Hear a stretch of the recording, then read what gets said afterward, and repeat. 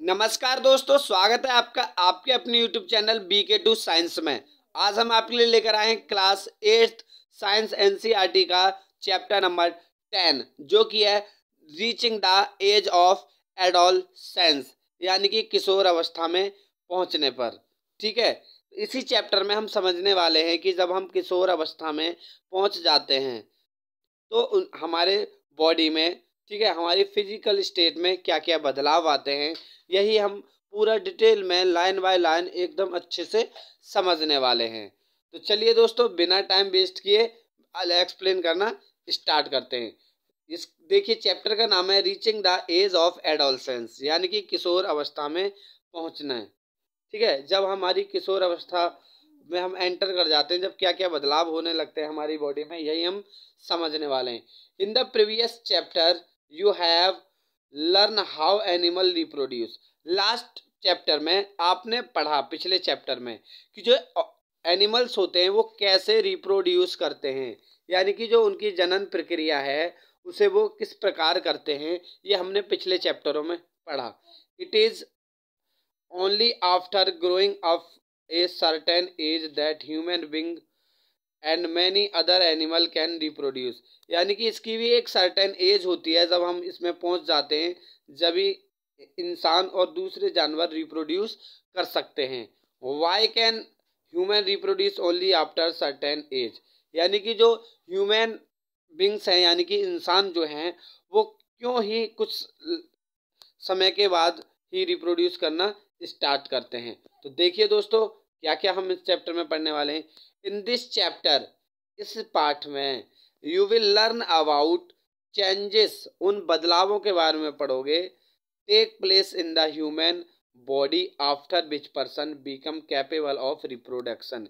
यानी कि आप इस चैप्टर में पढ़ोगे कि जब कोई ह्यूमन बींग उस एज पर पहुंच जाता है, ठीक है, जो कि कैपेबल होता है, यानी कि अपन उसकी वो कैपेबल होता है रिप्रोड्यूस करने को, यानी कि रिप्रोडक्शन प्रक्रिया पूरा करने के लिए, यानी कि जनन प्रक्रिया के लिए। ठीक है, in chapter 9 you have learn, chapter 9 में आपने पढ़ा ह्यूमन रिप्रोडक्टिव ऑर्गन, यानी कि चैप्टर 9 में आपने ह्यूमन रिप्रोडक्टिव ऑर्गन के बारे में पढ़ा।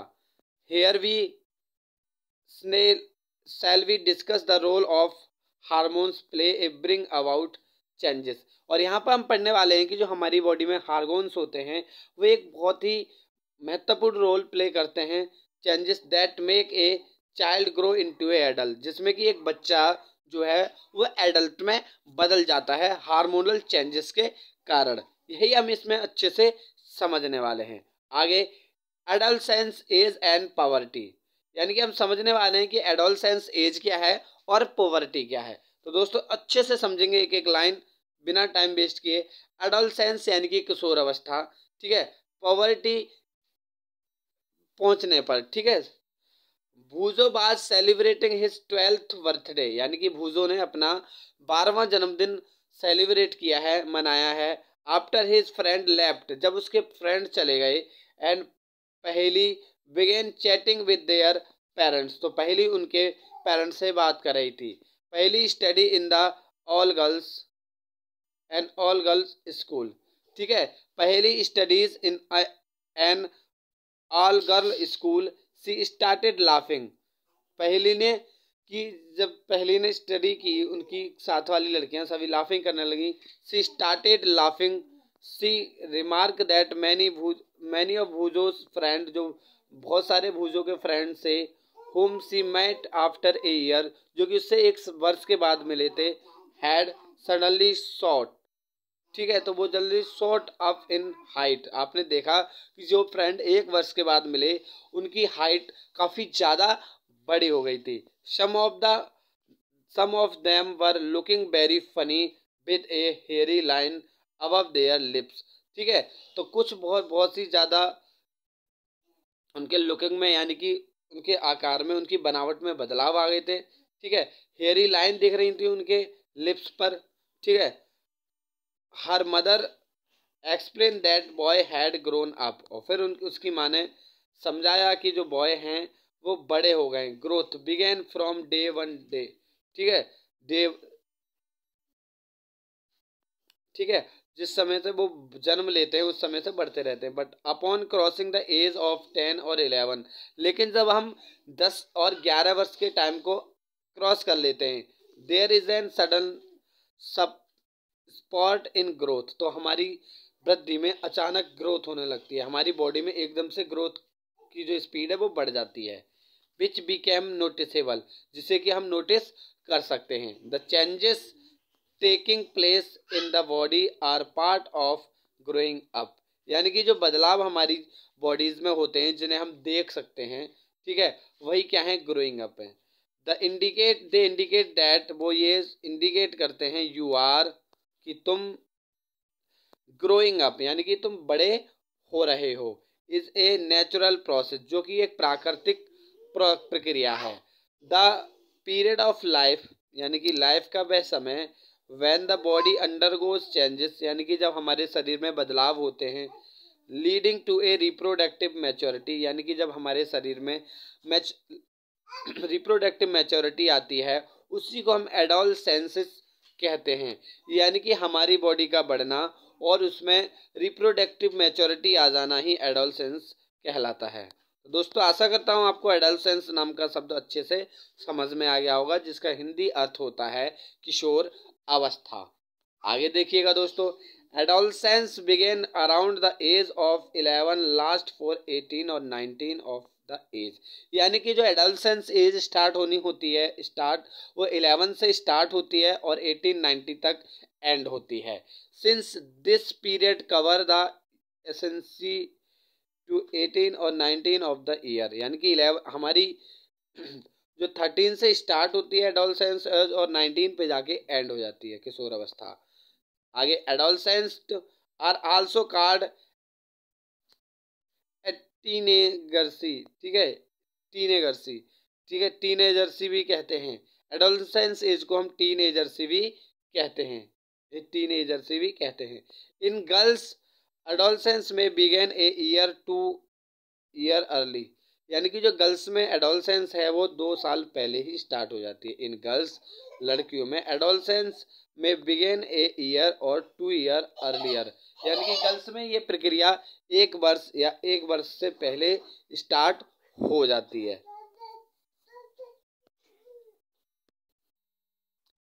हमने पढ़ा कि जो गर्ल्स हैं वो बॉयज से जल्दी क्या हो जाती हैं, एडोलसेंस एज में पहुंच जाती हैं। हाँ जी, यानी कि जो गर्ल्स हैं वो देन बॉयज, इन गर्ल्स एडोलसेंस में भी बिगन ए ईयर और 2 ईयर अर्लियर देन बॉयज, यानी कि जो लड़कियां हैं उनके अंदर जो मैच्योरिटी है, किशोर अवस्था है, वो 1 या 2 वर्ष लड़कों के कंपैरिजन में पहले आ जाती है। Also the period of the adolescence varies from person to person, और ये भी हो सकता है कि जो एडोलसेंस का एज का टाइम है वो हर व्यक्ति का थोड़ा बहुत आगे पीछे भी हो सकता है। The human body undergoes several changes during adolescence, यानी कि जो हम इंसान हैं हमारी बॉडी के अंदर एडोलसेंस एज के दौरान, किशोर अवस्था के दौरान बहुत सारे बदलाव होते हैं। These changes mark onset puberty, यानी कि जो हमारी बॉडी में एडोलसेंस एज के दौरान बदलाव होते हैं उन्हीं की हम पॉवर्टी कहते हैं। आशा करता हूँ दोस्तों आपको बिल्कुल एक एक शब्द अच्छे से समझ आ रहा होगा। आगे बढ़ते हैं दोस्तों और समझते हैं पॉवर्टी से आगे के शब्दों को।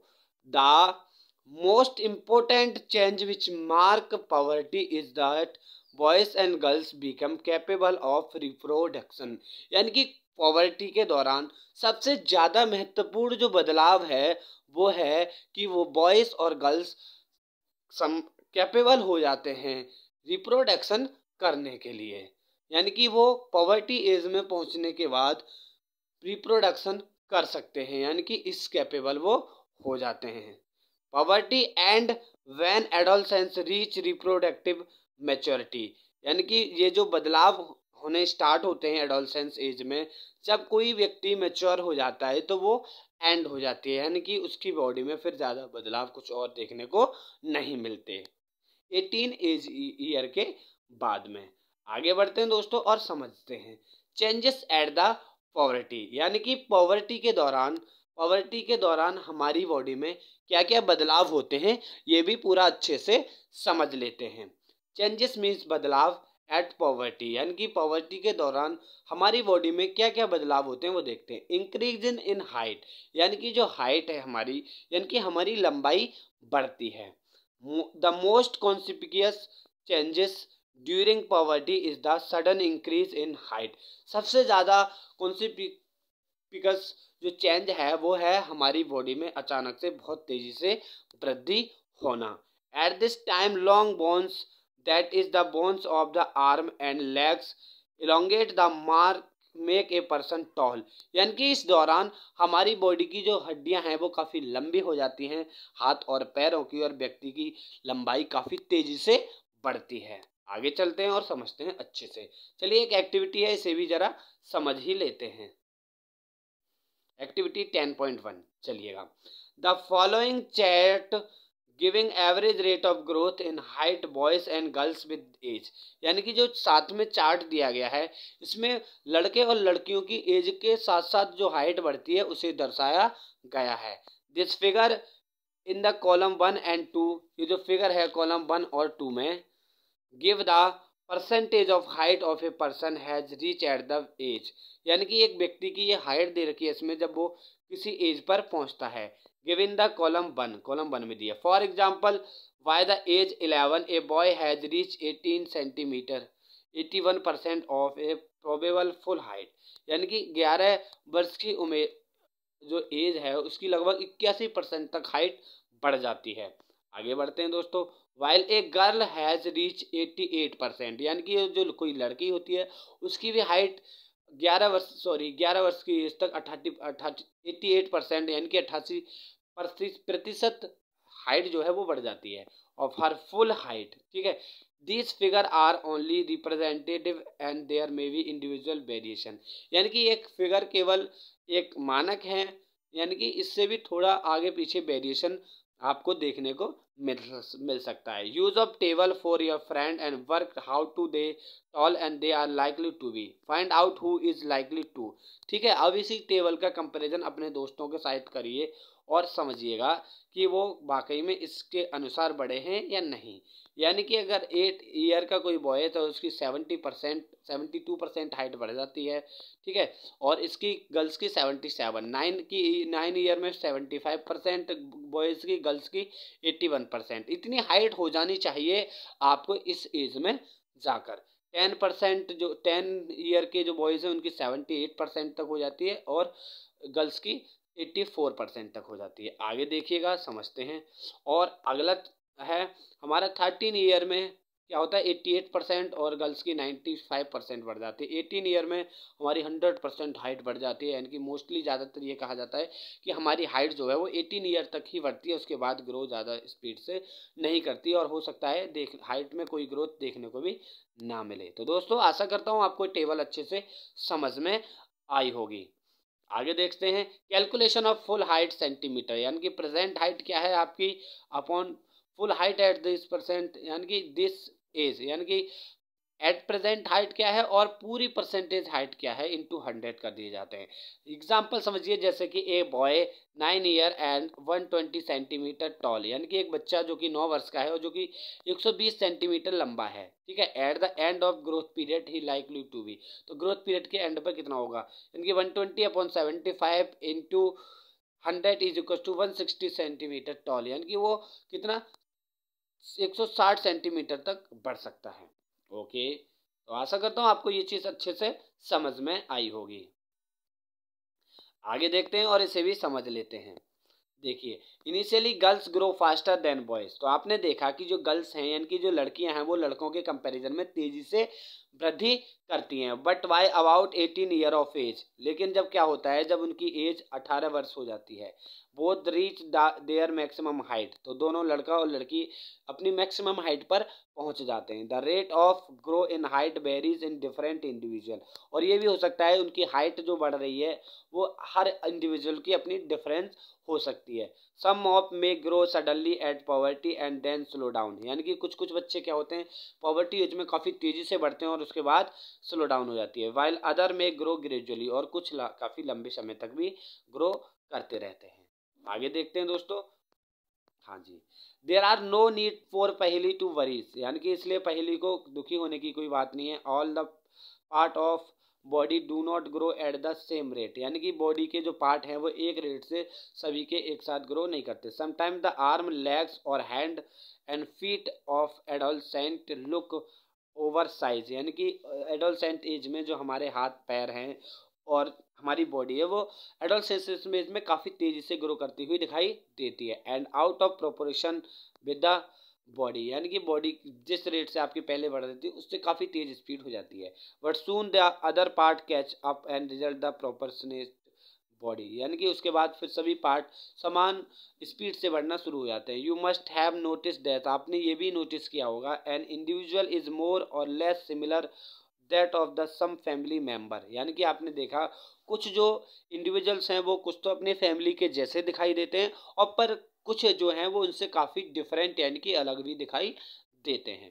ठीक है, दिस इज बिकॉज ये ऐसा इसलिए होता है, height depend on the genes, यानी कि जो हमारी हाइट है वो जीन्स पर भी डिपेंड करती है, जो कि हमें हमारे पेरेंट्स से मिलते हैं।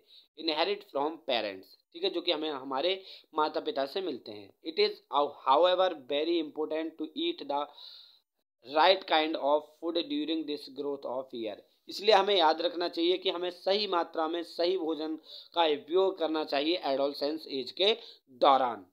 Help in the bones, muscles and other part of the body get adequate nourishment for growth, इससे क्या है जो हमारी बोन्स और बॉडी पार्ट्स हैं उन्हें पूरे प्रॉपर नरिशमेंट मिल सके ग्रोथ के लिए।